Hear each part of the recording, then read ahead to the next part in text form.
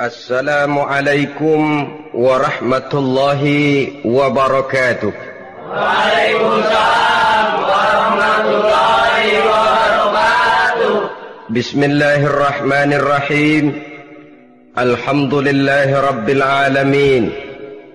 Wassalatu wassalamu ala ashrafil anbiya'i wal mursalin wa ala alihi wa ashabihil mujahidin at-tahirin, amma ba'du. Bersabda Rasulullah sallallahu alaihi wasallam, "Iza sarratka hasanatuka wa sa'atka sayyi'atuka fa anta mu'min." Apabila perbuatanmu yang baik menyebabkan engkau bahagia, apabila perbuatanmu yang baik menyebabkan engkau gembira, dan perbuatanmu yang jahat menyebabkan engkau jadi susah, itulah tanda bahwa di hatimu masih ada iman. Artinya, belum tentu orang yang berbuat baik merasa bahagia dengan kebaikan yang dikerjakannya. Dan tidak selamanya orang yang berbuat jahat sanggup menyesali perbuatan jahatnya. Oleh karenanya, apabila iman masih ada, apabila hati masih hidup, perbuatan yang baik menyebabkan orang gembira, perbuatan yang jahat menyebabkan orang susah dan gelisah hatinya. Ini mengandung pelajaran. Sekali kita berbuat baik, jangan sekali-kali menyesali kebaikan itu. Sebaliknya, satu kali kita melakukan kesalahan, hendaknya selalu menyesalinya. Kadang-kadang dalam kehidupan, karena orang tempat kita berbuat baik itu rupanya membalas air susu dengan air tuba, kita lalu menyesali kebaikan. Lahirlah kata-kata, "Nyesal saya nolong dia." Ibarat pepatah katanya, nolong anjing kejepit. Waktu kejepit setengah mati kita tolongin, begitu selesai dia dari kejepitnya malah kita digigitnya. Saudara hadirin yang saya muliakan, dalam kehidupan sehari-hari barangkali ini kena filsafat yang disebut dorong mobil mogok. Ketika mobil mogok setengah mati kita dorong, begitu mesin hidup ditinggalkannya kita di belakang. Sesungguhnya perbuatan kita yang baik tidak harus disesali, karena disesali atau tidak, toh perbuatan itu sudah kita lakukan. Dan penyesalan atas segala kebaikan hanya akan mengurangi nilai pahala kebaikan itu sendiri. Berbahagialah apabila berbuat baik, walaupun orang yang kita melakukan kebaikan membalasnya dengan kejahatan. Menyesalah apabila berbuat kesalahan, apabila melakukan dosa, karena itu pertanda nilai iman yang masih hidup dalam jiwa kita. Saudara-saudara kaum muslimin yang berbahagia, jadi sungguh pun pahala dan dosa sesuatu yang abstrak, efeknya jelas dia mendatangkan kebahagiaan atau membawa kepada kegelisahan batin di dalam kehidupan manusia. Orang di zaman materialis kurang terangsang berbuat pahala dan terdorong melakukan dosa. Kenapa? Karena pahala tidak kelihatan, dosa tidak nampak. Kalau pahala kelihatan, barangkali nggak kuat kita mikul pahala. Kalau dosa benjol, umpama tiap bikin dosa palanya benjol, barangkali sudah nggak karu-karuan kepala kita. Baik pahala, baik dosa, sesuatu yang tidak nampak oleh pandangan mata zahir, tapi yang punya efek dalam kehidupan ini. Orang yang banyak pahalanya dengan orang yang banyak dosanya, kalau dia berjalan barangkali sulit kita membedakan. Tapi efeknya dalam kehidupan ini jelas adanya. Sesuatu yang bernama pahala kita perlukan, karena hidup tidak berhenti hingga di sini. Sesuatu yang bernama dosa harus kita hindarkan, karena ada kelanjutan sesudah hidup yang sekarang ini. Kehidupan dari satu pertanggungan jawab. Itu sebabnya Imam Ghazali dalam bahasa yang indah sekali berpesan, "Jaddidis safinah fa innal bahra amiq wa khuziz zad fa innas safara ba'id." Perbarui selalu kapalmu, rawat, jaga baik-baik, dandani kapalmu, fa innal bahra amiq, karena sesungguhnya lautan ini sangat dalam. Satu bahasa yang indah dari tamsil terhadap kehidupan. Perbaiki kapalmu karena lautan ini sangat dalam. Artinya, jaga baik-baik hatimu. Pelihara iman dan keyakinanmu, karena hidup ini bagaikan gelombang lautan. Tempo-tempo air tenang, tempo-tempo ombak menggila dan menggunung. Jaga iman baik-baik karena hidup penuh dengan cobaan dan ujian. Itu maksudnya. Wa khuziz zad fa inna safara ba'id. Dan bawa bekal yang banyak karena perjalanan hidup ini sangat panjang. Perjalanan ini sangat jauh. Kita kalau pergi keluar kota tentu saja membawa bekal. Makin jauh kota yang akan kita tuju, makin banyak bekal yang harus kita bawa. Alangkah sengsaranya manusia apabila dia akan pergi ke satu kota yang jauh, modalnya cuma nekat. Bagaimana nanti di sana sajalah. Tidak membawa bekal sebagaimana yang sewajarnya. Hal yang semacam ini senangnya sih belum tentu, keblangsak dan susahnya sudah kebayang. Itu dalam kehidupan di dunia ini. Bagaimana kalau sudah bicara tentang kehidupan yang akan datang? Karena sesungguhnya hidup ini merupakan satu perjalanan yang sangat panjang. Sejak kita tinggal di alam arwah, pada saat jasad belum lagi diciptakan Allah, ruh sudah diciptakannya lebih dahulu. Sampai kemudian kita pindah ke alam rahim, alam kandungan ibu. Untuk kemudian berpindah kepada kehidupan dunia. Dari dunia ini kita pindah ke alam barzakh. Di sana tinggal kita 100 tahun mungkin, 100.000 tahun mungkin, 1 juta tahun mungkin, menunggu saat datangnya kiamat. Lalu dari alam barzakh pindah kita ke alam akhirat. Satu perjalanan yang sangat panjang. Alangkah malangnya, alangkah sengsaranya jika tahu kita begitu panjangnya perjalanan hidup ini, tidak ada bekal yang kita bawa. Artinya kesengsaraan, kesulitan yang bertali-tali sudah jelas akan menimpa kita. Kalau pergi kita keluar kota membawa bekal uang, membawa bekal makanan, apa bekal yang mesti kita bawa?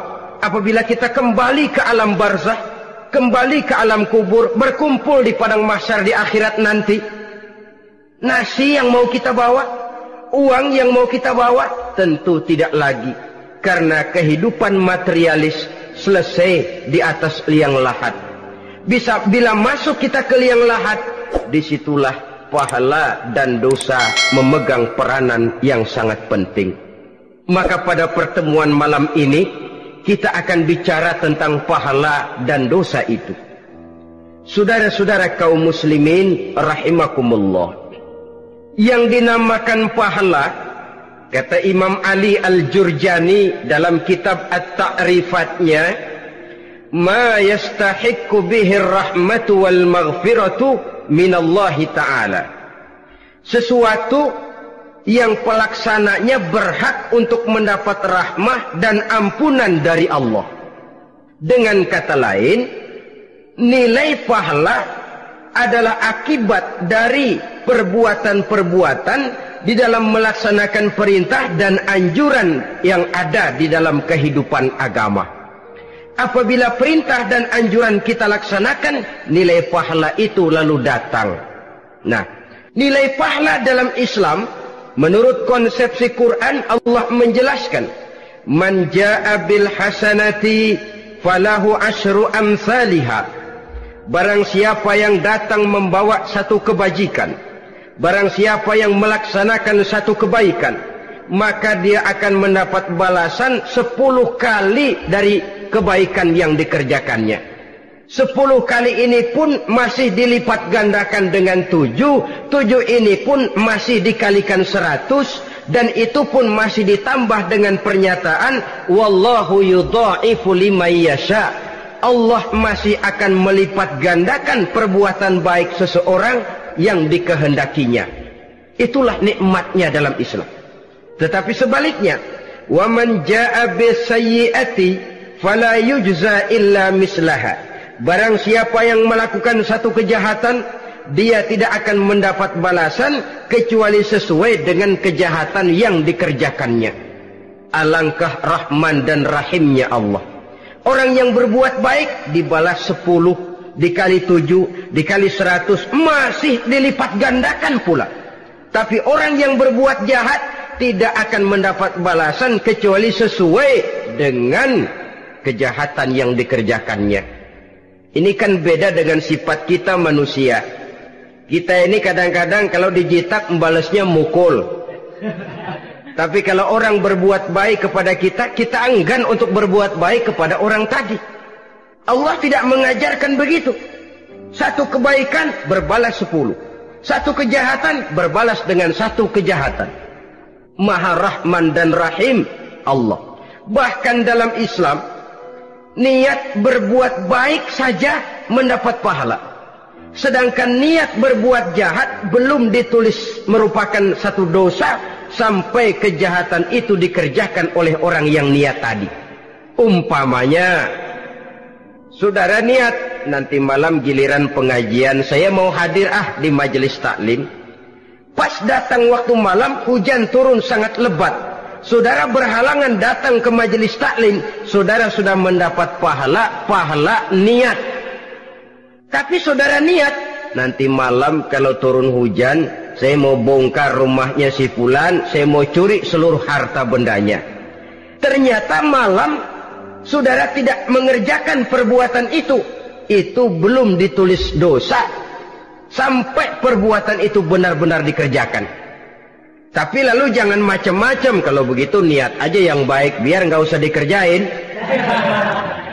Niat aja pengen ngaji walaupun tidak ada niatan untuk ngaji. Allah lebih tahu tentang apa yang terdetik di dalam hati sanubari kita. Itulah sebabnya sangat dianjurkan orang untuk melakukan segala macam kebajikan. Dan dianjurkan orang menjauhkan segala macam bentuk kejahatan. Karena dia akan berefek melahirkan dosa dan pahala. Dosa dan pahala itulah alat untuk memperoleh kebahagiaan di alam kubur, di padang mahsyar, sampai di akhirat nanti. Di dunia ini mungkin segalanya bisa kita beli dengan yang namanya uang. Keamanan kita bisa menyewa petugas untuk menjaga rumah kita. Kendaraan yang mewah bisa kita beli. Udara yang sejuk bisa kita ciptakan. Siapa banyak uang, dia raja. Mungkin itu di dunia. Tapi bisa apa uang kalau kita sudah masuk ke alam kubur? Bisakah munkar nakir kita sogok? Udah karkir, jangan nanya nih, cepet. Bisakah malaikat azab menyingkir dengan uang semir? Ternyata tidak. Untuk memperoleh kebahagiaan di sana, nilai pahala. Kesengsaraan akan kita dapat kalau kita banyak menumpuk dosa. Oleh karena itu jangan beranggapan pahala nggak kelihatan, dosa juga nggak kelihatan, biarin saja. Yang tidak kelihatan ini pada waktunya akan memegang peranan yang sangat penting. Tapi tidak cuma untuk menghadapi hidup di situ, kita lalu harus berbuat baik dan meninggalkan yang jahat. Terutama juga di dunia ini. Toh pepatah bilang gajah mati meninggalkan gading, harimau mati meninggalkan belang. Apa yang akan kita tinggalkan setelah kita mati? Kita ingin jasad kita boleh hancur terkubur tanah, tapi nama kita ingin hidup terus, dikenang orang 100, 1000, bahkan 1.000.000 tahun yang akan datang. Ditulis orang dengan tinta emas dalam sejarah, tercatat kita sebagai orang baik-baik. Saudara-saudara kaum muslimin rahimakumullah. Lalu perbuatan apa yang bisa mendatangkan pahala itu? Saudara-saudara, semua perbuatan yang diperintah dan dianjurkan oleh Allah, yang dikerjakan dengan ikhlas hanya untuk mencapai ridho Allah, mendatangkan pahala. Kadang-kadang menurut pendapat kita remeh, tapi nilainya di sisi Allah besar. Itu pahala. Menghitung pahala itu hak prerogatif Allah. Perbuatan yang ringan Allah mau berikan ganjaran yang besar, itu urusan Allah. Misalnya, kata Nabi, la tahkiranna minal ma'rufi syai'an. Jangan kamu menganggap remeh perbuatan baik walaupun kecil. Jangan merasa sulit melakukan perbuatan yang mengandung pahala. Bertemu dengan teman, muka kita cerah, berpahala.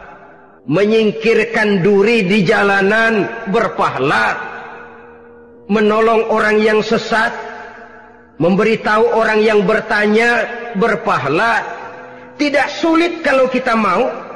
Yang diperintah dan dianjurkan oleh agama itu perbuatan yang mengandung nilai-nilai pahala. Masalahnya cuma tinggal mau atau tidak dan dikerjakan dengan ikhlas. Bertemu teman mukanya cerah, pahala. Menyingkirkan duri di jalanan, pahala. Sedekah, pahala. Tidak berupa perbuatan, bisa berupa ucapan. Misalnya bersolawat, pahala. Bertasbih dan bertahmid, pahala. Kata Nabi, kalimatani khafifatani 'alal lisan, saqilatani fil mizan. Ada dua kalimat yang enteng di lidah tapi berat di timbangan akhirat nanti. Apa itu? Subhanallah walhamdulillah. Itu kan amalan yang ringan, perbuatan yang mudah saja, tapi nilainya demikian besar dalam pandangan Allah. Jadi pendeknya, perbuatan yang bernilai pahala adalah perintah dan anjuran agama yang dilaksanakan dengan ikhlas semata-mata untuk mencapai ridho Allah, itu mengandung pahala. Niat dasarnya itu harus karena Allah, landasannya harus karena ikhlas. Bukan cuma sekedar basa-basi, tidak karena ingin dipuji orang, tidak karena mengharap tanda jasa, tapi ikhlas semata-mata. Dari perbuatan yang paling kecil dan mudah sekali sampai kepada amalan-amalan yang besar dan memerlukan biaya yang besar, seperti melaksanakan ibadah haji, seperti jihad fi sabilillah, membangun masjid, membangun pondok-pondok pesantren, membangun pusat-pusat kesehatan, membangun jalan-jalan umum, termasuk menjaga keamanan. Jangan dikira loh, siskamling umpamanya, menjaga keamanan kampung tidak berpahala. Kalau diniatkan ibadah, menjaga ketenangan warga supaya mereka tekun ibadah, ikhlas karena Allah, itu juga bernilai ibadah. Keluar kita dari rumah, pergi pagi, pulang sore, peras keringat, banting tulang cari nafkah buat menghidupi anak istri kita. Kalau diniatkan ibadah, melaksanakan kewajiban sebagai kepala rumah tangga, membantu orang tua sebagai anak, itu juga perbuatan-perbuatan yang mengandung pahala. Yang terbaik sesuai dengan bidang kehidupan kita. Ada orang yang dinamakan abid, ahli ibadah, pahala yang paling baik bagi dia banyak-banyak tahajud, sembahyang malam, wirid, zikir, tasbih. Ada yang dinamakan orang alim, pahala yang paling baik buat orang macam ini mengajar, menyebarkan ilmu, mendakwahkan Islam. Ada yang disebut wali, pejabat pemerintah, petugas. Amalan pahala yang paling baik buat orang semacam ini melayani masyarakat, bekerja di bidangnya sesuai dengan profesinya. Saudara hadirin yang saya hormati, jadi dengan demikian perbuatan-perbuatan yang mengandung nilai-nilai pahala ini bisa perbuatan yang menurut kita kecil namun punya nilai besar. Apalagi perbuatan besar dengan biaya yang besar, tentu makin besar juga pahala yang disediakan oleh Allah Subhanahu wa ta'ala. Oleh karenanya, kalau kita bercermin dari ayat Quran, hidup ini kesempatan untuk berbuat baik.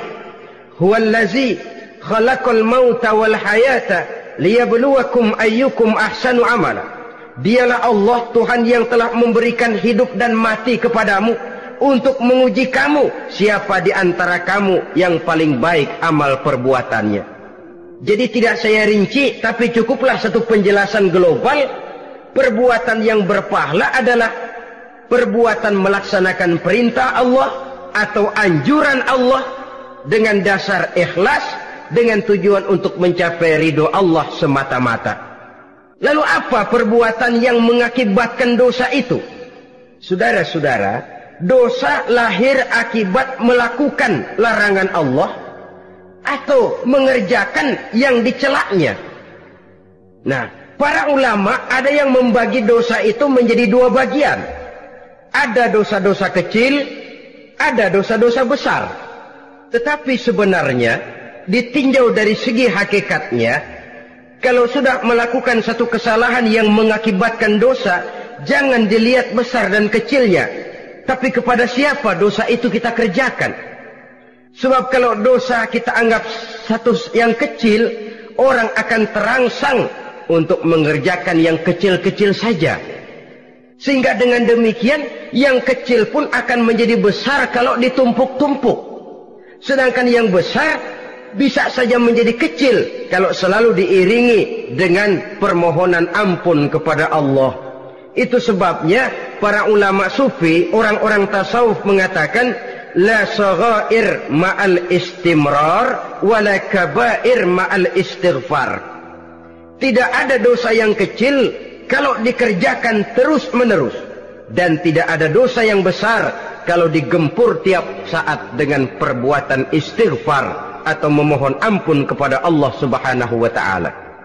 Cuma saja pada umumnya, karena dosa-dosa kecil itu lebih mudah taubatnya, dan ada janji Nabi, barang siapa yang meninggalkan dosa-dosa besar akan diampuni dosa-dosanya yang kecil-kecil. Oleh karena itu, pada kesempatan ini kita akan juga bicarakan apa saja yang termasuk klasifikasi dosa-dosa besar, dengan harapan kita bisa menjaga diri, menyelamatkan diri, jangan sampai terjatuh ke dalam dosa-dosa yang besar tadi. Tetapi bukan berarti kita harus terangsang melakukan dosa-dosa yang kecil. Biarin kecil ini, tobatnya gampang. Dosa kelas teri. Dosa itu kan tidak kelihatan. Lalu terangsang melakukan perbuatan dosa-dosa walaupun kecil, kalau berlarut terus-menerus dia akan tumbuh menjadi dosa yang besar. Oleh karenanya jangan sampai mengundang pengertian kalau kita membicarakan dosa-dosa yang besar lalu terangsang melakukan dosa-dosa yang kecil. Karena bagaimanapun juga dosa kecil dan dosa besar sama dalam arti kepada Allah kita melakukan kesalahan. Dan dosa yang kecil pun kalau bertumpuk, dia akan menjadi banyak. Saudara-saudara kaum muslimin rahimakumullah, ada beberapa jenis dosa-dosa besar. Jenis yang pertama, asyirku billah, syirik atau menyekutukan Allah. Dari sekian deretan dosa-dosa besar, syirik ini merupakan bapak moyangnya dosa. Dedengkotnya dosa itu syirik, menyekutukan Allah. Bahkan dosa yang lain Allah masih mau mengampuni, tapi kalau sudah syirik, menyekutukan Allah, itu sudah satu dosa yang tidak berampun sama sekali. Oleh karena itu tepat pesan Imam Ghazali tadi, jadi di safinah fa innal bahra amik, jaga iman, pelihara akidah, dandani kapal. Karena hidup ini gelombang lautan sangat dalam, hidup banyak cobaan. Di dalam hidup di zaman sekarang ini, saudara bisa perhatikan, di mana tensi ekonomi tinggi, lapangan kerja sulit, persaingan hidup makin tajam, sifat egois dan individualis tumbuh di mana-mana, rasa solidaritas sosial menurun, sifat gotong royong musnah. Orang mudah potong kompas, potong jalan. Ingin cepat kaya, ingin cepat naik pangkat, ingin dapat kedudukan. Kadang-kadang akidah pun terjual, akidah pun musnah, jatuh ke jurang syirik pun tidak jadi soal. Itu yang kita khawatirkan. Kalau dosa-dosa yang lain Allah masih mau mengampuni, tapi kalau sudah jatuh kepada syirik, Allah sama sekali tidak akan memberikan ampun. Dalam kaitan dengan ini barangkali tepat sinyalemen Imam Ali itu. Andai kata kemiskinan merupakan satu kepribadian, saya akan membunuhnya lebih dahulu. Artinya memang kemiskinan ini sering mendorong orang kepada jurang kemusyrikan. Tidak tahan menghadapi godaan perut akibat tensi ekonomi yang tinggi, lapangan kerja yang sulit. Iman pun jadilah ditukar dengan 3 liter beras. Akidah pun jadilah dibarter dengan 3 bungkus supermi, dengan pakaian bekas, dengan obat-obatan. Tidak jadi soal baginya mengejar kebahagiaan yang relatif singkat dengan mengorbankan kebahagiaan yang abadi. Persis ibarat pepatah, nyari jarum kampak hilang. Mencari sesuatu yang kecil, yang besar jadi sia-sia. Membela perut, mengorbankan akidah. Na'udzubillah summa na'udzubillah. Saudara-saudara kaum muslimin rahimakumullah. Ini fakta. Ini kenyataan. Dan hal semacam ini tidak bisa diatasi cuma dengan ceramah, simposium, diskusi, seminar. Apalagi Nabi berpesan, solahu ummati bil ilmi wal mal. Umatku hanya bisa menjadi baik akidahnya dengan ilmu dan harta. Itu bahasa Nabi. Kalau bahasa kita sekarang, dengan ekonomi dan pendidikan. Ilmu, pendidikan, ekonomi, harta. Tanpa itu sangat besar kemungkinan kita bisa menjual akidah terjerumus di lembah kemusyrikan. Maka terutama kepada saudara-saudara saya, muslimin yang terpencil jauh dari kota-kota besar, yang kadang dalam kehidupan seharinya imannya sering digoda oleh supermi, akidahnya sering ditantang oleh pembagian beras, pakaian-pakaian bekas, obat-obatan dan sebagainya. Jaga dan bentengi akidah kita. Lebih baik nyawa berpisah dari badan, asal iman jangan berpisah dari hati. Kepada adik-adik saya para remaja, para pemuda di kota-kota besar, yang iman dan akidahnya sering ditantang dengan minuman-minuman keras, fasilitas-fasilitas yang menghanyutkan, yang secara terarah dan praktis sedikit demi sedikit menggiring kita untuk keluar dari nilai-nilai akidah. Hati-hati, jaga baik-baik, sebab intan paling mahal, mutiara paling berharga, tidak lain nilai iman ini. Tergelincir kita daripadanya, jatuh ke lembah kemusyrikan, jatuh ke satu dosa yang teramat besar, yang Allah tidak akan pernah memberikan ampun lagi. Ini dosa besar yang pertama. Yang kedua, qatlun nafsi illa bil haq. Membunuh orang tanpa alasan yang benar. Di zaman kesulitan ekonomi kadang-kadang orang mudah nekat. Tengok saja, kadang-kadang karena pasar uang 100-200 perak saja nyawa bisa melayang. Kadang-kadang karena urusan yang remeh, salah omong, salah ambil, salah ucap, salah pegang, nyawa bisa jadi melayang. Alangkah murahnya nyawa, seakan-akan kita yang punya. Padahal nyawa itu hak milik Allah. Tidak pantas kita merampasnya, tidak pantas kita menghilangkannya dari jasad seseorang. Oleh karenanya, membunuh orang merupakan satu dosa yang sangat besar. Jangankan kepada orang yang seakidah, orang yang lain akidah saja pun, kalau dia hidup berdamai, rukun, berdampingan, kita harus melindungi. Apatah lagi teman seakidah sendiri. Saudara-saudara kaum muslimin rahimakumullah. Pantas kalau Nabi menyatakan, apabila dua orang Islam sudah saling berkelahi, berbunuh-bunuhan, al-qatil wal maqtul finnar. Yang membunuh dan yang dibunuh, dua-duanya sama-sama masuk neraka. Sahabat heran, ya Rasul, kalau yang membunuh masuk neraka sih wajar, tapi yang terbunuh kok neraka juga, kenapa? Kata Rasul, sebenarnya dia juga cuma sudah niat untuk membunuh, cuma keduluan saja. Andai kata dia tidak terbunuh, tentu dia yang akan membunuh. Saudara-saudara kaum muslimin rahimakumullah, Islam sesuai dengan namanya adalah agama damai. Kita tidak boleh mencari-cari musuh, walaupun tidak boleh lari kalau bertemu musuh. Oleh karenanya, pantang seorang muslim menimbulkan benih keonaran menjadi biang kerok buat lingkungannya. Sesuai dengan namanya, seorang muslim adalah seorang yang dalam hidup senantiasa berusaha menebarkan salam, menebarkan kedamaian, ketenangan dan ketentraman. Dengan prinsip, musuh jangan dicari, bertemu pun jangan lari. Yang ketiga, termasuk dalam kelompok dosa besar ini, syurbul khamr, meminum minuman keras.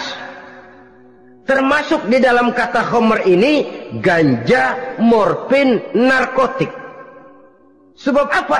Jenis minuman semacam itu tidak hanya merusak keadaan sekarang, tapi sekaligus merusak kehidupan yang akan datang. Kalau itu jatuh di tangan generasi muda, artinya kan merusak kehidupan masa depan daripada suatu bangsa. Karena apa? Remaja dan pemuda merupakan bentuk miniatur daripada kehidupan bangsa. Akan bagaimana warna umat Islam di Indonesia, bahkan akan bagaimana warna Indonesia 30, 40, 50 tahun yang akan datang, remaja sekarang jawabannya. Kalau remaja kita sekarang ini kerjanya cuma bisa nyekek botol, insya Allah bangsa Indonesia 30-40 tahun yang akan datang akan tumbuh menjadi bangsa teler. Tidak banyak yang bisa kita harapkan. Remaja adalah gambaran masa depan dari satu bangsa, dari satu umat. Dan remaja itu di dalam dirinya secara fitrah terkumpul semua bakat, terdapat semua kemungkinan. Kita ini lahir membawa sifat pemimpin, tapi juga membawa sifat pengacau. Kita ini ada bakat jadi orang jujur, ada bakat jadi pengkhianat. Kita ini ada bakat menjadi orang baik-baik, kita juga punya bakat jadi biang kerok. Kita kemungkinan bisa jadi pemimpin bangsa, tapi juga bisa menjadi pemimpin bangsat. Nanti lingkungan dan pendidikan akan menumbuhkan, membentuk mana yang tumbuh lebih subur. Kalau lingkungan dan pendidikannya lebih banyak bercerita tentang kejujuran, maka nilai kejujuran yang akan tumbuh lebih banyak dalam jiwanya. Dan insya Allah diharapkan dia akan menjadi manusia yang jujur di kelak kemudian hari nanti. Dan masalah minuman keras ini sebenarnya berkait. Kita tidak bisa cuma menyalahkan remaja saja, menyalahkan pemuda saja, karena bagaimanapun masalahnya kompleks. Menghancurkan sesuatu tanpa melihat kausalnya, tanpa melihat sebab akibatnya, kan sama juga bohong.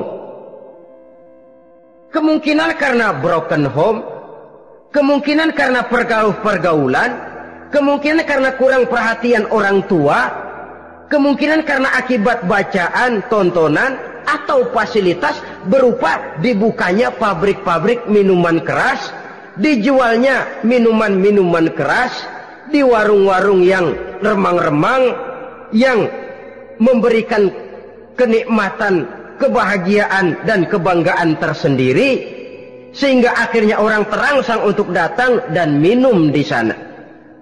Pada dasarnya memang sepele, cuman minum, nggak ngerugiin orang lain kan? Iya, pada waktu minum. Tapi dikala sudah mabuk, out of control, apapun bisa kita lakukan. Yang kita ucapkan kita tidak sadari lagi, yang kita kerjakan tidak kita sadari lagi. Dikala itu segala macam kejahatan bukan sesuatu yang tidak mungkin untuk kita laksanakan. Nggak ngerugiin orang lain, memang pada saat mau minum. Tapi begitu minum, mabuk, kita bisa merugikan orang lain. Setidaknya merugikan diri sendiri. Pertumbuhan IQ menjadi lemah, semangat kehidupan hilang, gairah kerja menurun, kalau tidak ada sama sekali. Lalu apa yang bisa kita lakukan di dalam kehidupan? Dan akan lebih celaka kalau ini menimpa kehidupan generasi muda kita. Kadang-kadang yang ironi ya, kalau yang orang tuanya mampu barangkali masih tertolong, tapi yang orang tuanya kondisi ekonomi lemah masih kepengen teler juga. Orang tuanya nggak mampu masih pengen mabuk. Dari ganja, morfin nggak dapat, akhirnya kaleng cet diisepin. Yang penting kan bisa teler, mendatangkan satu kebahagiaan tersendiri. Itu sebabnya memang satu kejahatan menurut teori polisi ya hanya bisa terjadi karena faktor N dan K, niat dan kesempatan.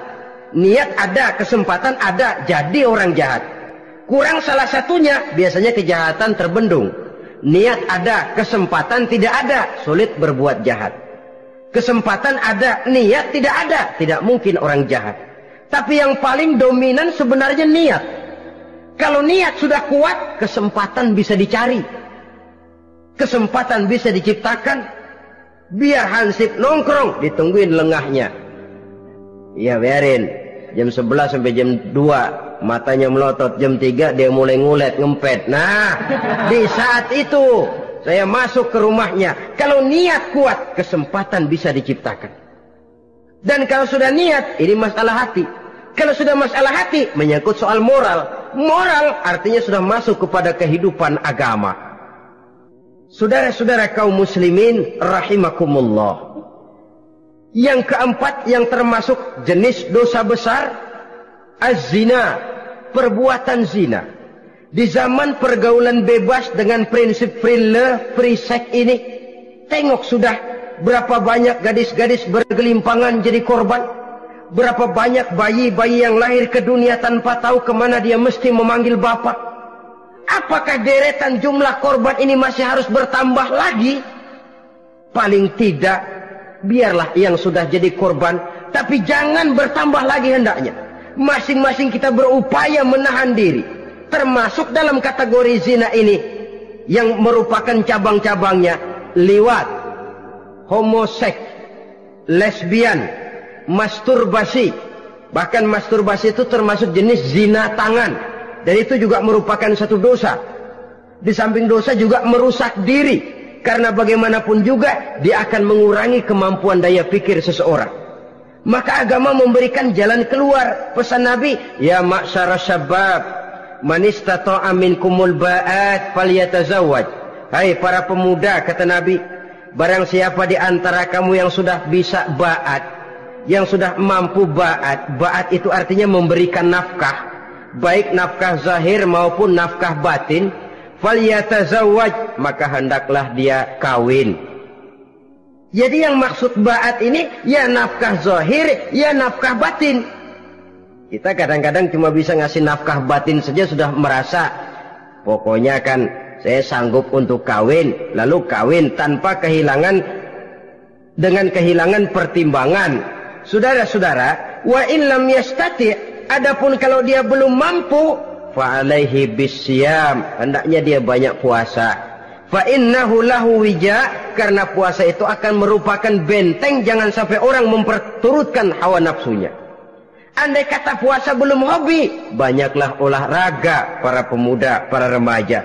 Karena dengan olahraga, pemikiran untuk memperturutkan hawa nafsu agak sedikit terkendali dan energi tersalurkan dalam bentuk yang positif. Pendeknya kreatif, banyak kegiatan. Ini pesan Imam Syafi'i tepat itu. Kata beliau, inni ra'aitu wuqufal ma'i yufsiduh, insala toba wa illam yajri lam yatib. Aku melihat air kalau diam rusak, tapi kalau dia mengalir jernih. Air kalau ngendap, nggak ngalir, nyamuk nyarang di situ, bisa jadi sumber penyakit. Manusia hidup begitu. Kalau nggak punya kegiatan, nggak kreatif, kerjanya cuma ndelohom, ayam-ayam, akhirnya jadi ngerusak. Ngomongin orang, Jano ngapa? Ano. Kebangetan nggak ngapa-ngapain, orang aja dipontenin. Orang diomongin, lahirlah namimah, lahirlah ghibah. Saudara-saudara, air itu kalau ngendap ada aja yang nyarang. Tapi kalau dia ngalir, orang ada kesibukan, insya Allah dia tidak akan jatuh kepada sesuatu yang bisa mengundang dosa. Isilah waktu dengan hal-hal yang bermanfaat. Karena hidup ini singkat dan tidak berjalan mundur ke belakang. Mundur hancur, berhenti diinjak orang. Sekali melangkah, jangan surut mundur ke belakang.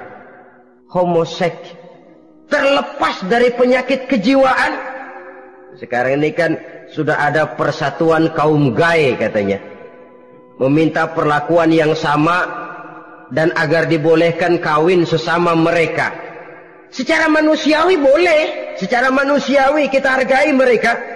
Tapi dari kacamata agama, ini jelas merupakan penyimpangan.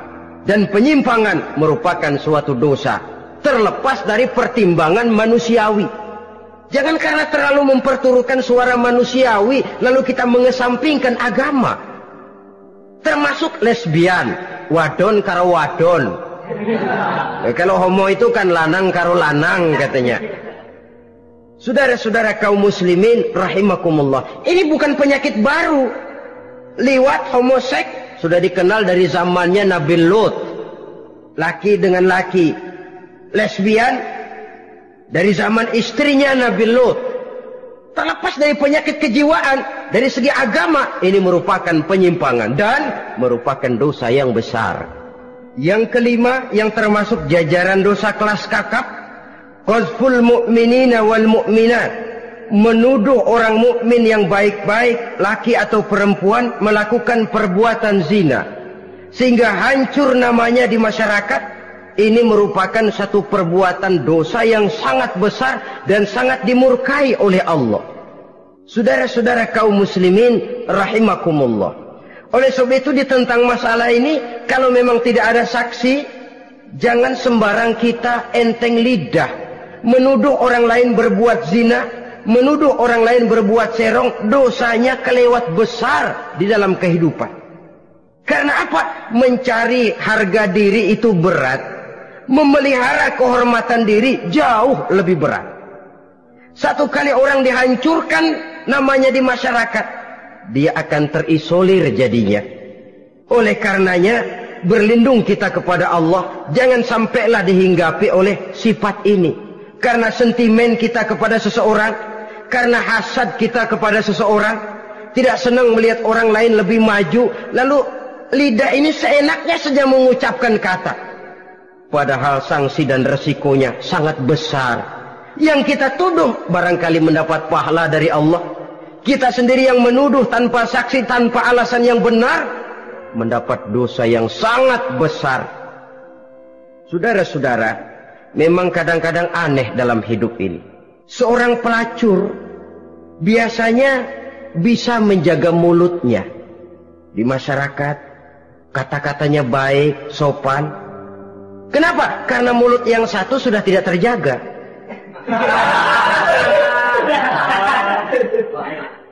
Kita kadang-kadang kehormatan bisa kita jaga, tapi mulut tidak terkontrol. Ngomong saenake dewe, bikin orang mangkel, kesal, fitnah sana, fitnah sini, menghancurkan nama baik orang, ngomongin yang macam-macam. Bagai-bagai macamlah caranya. Saudara-saudara kaum muslimin yang berbahagia. Jadi dengan demikian, menuduh orang lain berbuat zina, sedangkan orang itu tidak pernah melakukannya, ini termasuk satu dosa yang sangat besar di dalam kehidupan ini. Yang keenam, al-'aqu bil walidain, durhaka kepada ibu bapak. Seorang anak, bagaimanapun banyak nilai ibadahnya, banyak kebaikan di masyarakat, menyandang berbagai macam gelar, pangkat dan jabatannya tinggi, tapi kalau sudah durhaka kepada kedua orang tuanya, alamat hidup tidak lagi membawa keberkahan. Dan itu dosa yang sangat besar. Sampai Nabi sabdakan, ridho Allah ada di dalam keridhaan ibu bapak, murka Allah pun ada di dalam kemurkaan ibu dan bapak. Walaupun belum tentu setiap kita orang tua, tapi yang jelas setiap kita adalah anak, dan setiap anak punya ibu dan bapak. Jangan sampai kacang lupa kepada kulitnya. Saudara-saudara kaum muslimin rahimakumullah, durhaka kepada ibu bapak merupakan perbuatan yang sangat dimurkai oleh Allah. Apalagi ibu yang telah melahirkan kita, bahkan mengandung kita. Begitu juga bapak yang telah berusaha peras keringat banting tulang untuk mengasuh membesarkan kita. Tidak ada perbuatan baik yang kita lakukan untuk bisa menebus kebaikan daripada ibu dan bapak kita. Setidaknya kalau belum bisa berbuat baik kepadanya, kepada keduanya, janganlah menyakiti hati keduanya. Itu saja dulu yang harus dijaga. Kadang-kadang sudah berbuat baik enggak, nyakitin melulu. Sudah nyenangin belum bisa, saban sehari nyakitin saja. Padahal kedua orang tua itu doanya manjur, sebagaimana sumpahnya juga bisa jadi kenyataan, dan sering bahkan menjadi kenyataan. Sampai ibu bapak sudah wafat, sudah meninggal sekalipun, kewajiban berbakti masih harus terus dilakukan oleh seorang anak. Lalu yang ketujuh, at-tawalli yaumaz zahfi, berpaling pada hari pertempuran. Orang sedang sibuk-sibuk menghadapi musuh, maksudnya berjuang membela agama ini, dia lari menyelamatkan diri. Pengecut, mental munafik. Ayo, kalau demi agama, mari kita maju ke depan. Allahu Akbar. Yang besar Allah, yang lain kecil semua. Maju. Orang lain maju serentak, dia mundur jauh ke belakang. Mental munafik, mental calo istilah sekarang ini. Oh, itu calo, mental calo. Tuhan gedek banget itu. Coba ya, calo itu paling sibuk nyuruh penumpang naik. Tapi sementara penumpang naik sampai ke tempat tujuan masing-masing, calonya nggak kemana-mana, diem aja di situ. Cuma orang aja disuruh naik. Saudara-saudara, kerja bakti, orang turun ke comberan, dia naik ke tempat tidur. Mundur di hari pertempuran, menyebabkan orang lain gugur, dia sendiri menyelamatkan diri. Mental pengecut, mental munafik, itu merupakan dosa yang sangat besar. Saudara-saudara kaum muslimin rahimakumullah. Itu sebabnya agama itu memerlukan keberanian. Memang, tapi bukan keberanian yang tanpa perhitungan. Sebab berani tanpa berhitung namanya berani babi. Kita berani kalau benar, kita harus takut kalau salah. Jangan dibalik. Salah berani, nekat namanya. Benar takut, pengecut namanya. Orang yang pengecut adalah orang yang takut membela kebenaran. Orang yang nekat sesungguhnya udah salah nggak malu lagi. Udah salah nekat lagi.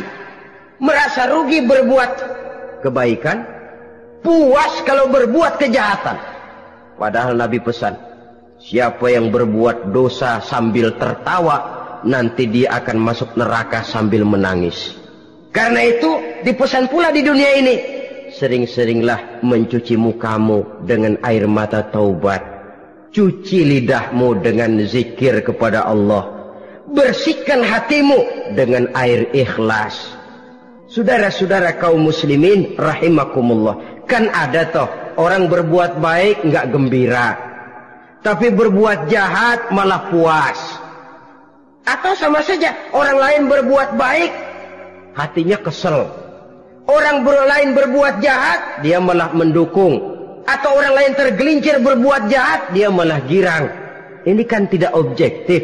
Karena yang berbuat baik, orang yang dia keselin, dia nggak seneng. Tetapi karena yang berbuat jahat, orang yang dia senengin, dibenerin juga. Itu nggak objektif namanya. Mundur di hari pertempuran pada saat saudara-saudara kita sedang menghadapi musuh, sikap pengecut yang sangat dibenci Allah. Yang kedelapan, termasuk kelompok dosa besar, aklu malil yatim, makan harta anak yatim. Kadang-kadang ada orang mengeksploitir loh nasib anak-anak yatim. Karena biasanya para dermawan peka kalau mendengar nasib yatim, memberikan santunan. Si yatim belum makan, yang ngurusin udah pada kenyang. Mengeksploitir, memakan harta anak yatim termasuk dosa yang sangat besar. Sehingga Nabi pesan, ana wa kafilul yatim kahataini yaumal qiyamah. Aku dan orang yang menyantuni anak yatim seperti dua jari ini di hari kiamat. Rumah yang paling dimuliakan Allah adalah rumah yang di dalamnya ada anak yatim yang hidupnya dihormati, hidupnya disantuni, keperluannya dicukupi. Maaf saja, tahap kita menyantuni anak yatim ini baru tahap setahun sekali. Kalau Muharram kita agungkanlah, kita besarkan. Lebaran yatim katanya. Kita kumpulkan dana, kita usap kepala yatim, kita kumpulkan beras, kita bagikan hari itu. Perkara bulan depan kelaparan, kita tutup kuping. Perkara bulan berikutnya dia kelaparan, kita masa bodoh. Bahwa di bulan Muharram kita santuni yatim piatu itu sudah baik. Tapi akan lebih baik lagi kalau kita sanggup menjadi bapak asuh mereka, memikirkan sekolah mereka, ada kontinuitas.